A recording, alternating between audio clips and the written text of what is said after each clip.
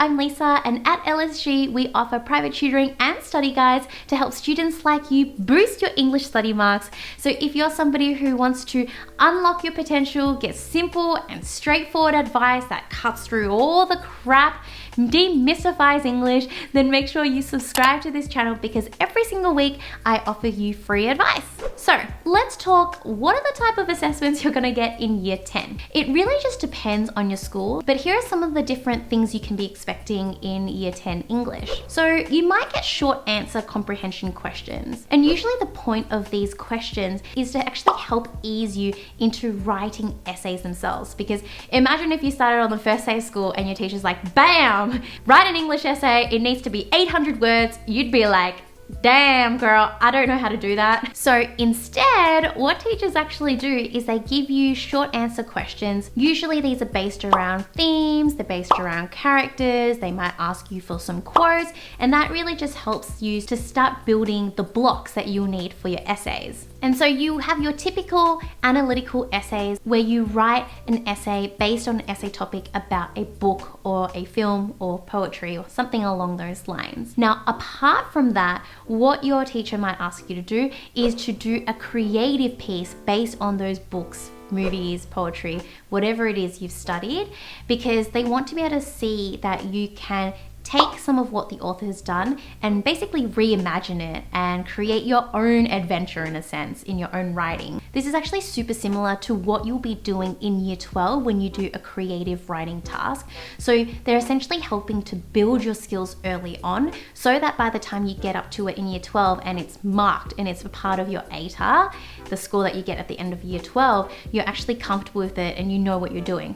Hopefully by then. So just to give you a better idea, what this could mean is after you watch a movie, you might be asked to create a new scene or maybe change up the ending or write the story from a different character's perspective. So it's slightly tweaking it to have that creative flair. Then the next assessment might be persuasive essays. So you might adopt different forms like opinion piece, letter to the editor, editorial, and what your teacher will usually do is run you through what each of these mean, what's involved in each of them, and then get you to actually write one up yourself. This persuasive part will usually lead onto a speech. So this is the part that everyone dreads, and I absolutely hated it as well when I was in school, is when you need to do an oral presentation, and that might be either by yourself, it could be in a group, it could be to the class, it could be just to your teacher. Whatever it is, you still need to do a speech in front of somebody. And this is when, you know, palms sweaty, mom spaghetti.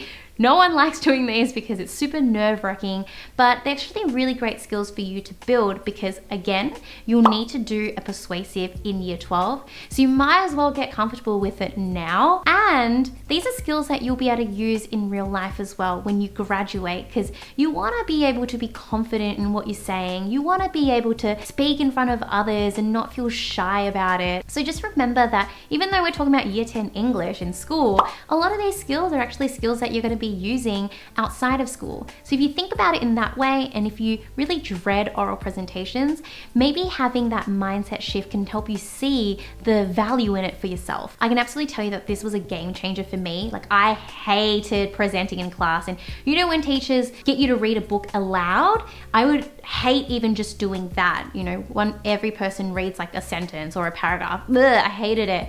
But in year 12, I realized I had to do well in my oral presentation because it was going to be a part of my ATAR, and I really wanted to do well in that. And I actually had to do a lot of mindset work when it came to my oral presentation, but I did really well. I got full marks, which was absolutely crazy for someone like me who wasn't doing that well in English beforehand. And now I do presentations for a living. You know, I talk to you guys on YouTube. I've done a TED Talk before. I go to schools and do lectures and workshops. I'm living proof to tell you that the stuff that you learn in English can really help you become your fullest potential in real life. Then the other thing you might have are presentations. So not quite persuasive speeches, but this time it might be slightly more fun where you get to do some sort of role play or a monologue of a character that you're studying in your particular text. Also, just as a note, a lot of these are often done as group work, so that's what actually makes it quite fun because you get to work with your friends. So when it comes to year 10, it really is just laying down the right foundations and building up your skills so that you're ready for VCE. And so if you're somebody who wants to get ahead and you know that you can get value out of somebody supporting you every single week through one-on-one tutoring, then this next part is for you. I had English tutoring through the end of high school, and I cannot tell you just how amazing it was in helping me feel confident in what I was doing. And I used to be a maths and science student. I never thought that I'd do well in English, and at the very end of year 12, English was my best subject. I got in the top 2% of the state, which was just crazy. And so I know the power of having somebody who can offer you that one-on-one personalized every single week to actually analyze your weaknesses, to understand your strengths and help you really build that up and eliminate your weaknesses at the same time. And English, you know, it's not one of those things where it's an overnight fix. You can't just cram English into one night and expect your grammar to be better, expect your presentation skills to be better. It really is one of those work in progress things. It is a marathon rather than a sprint. Absolutely, there are some other subjects out there where you can cram because it's just about memorization.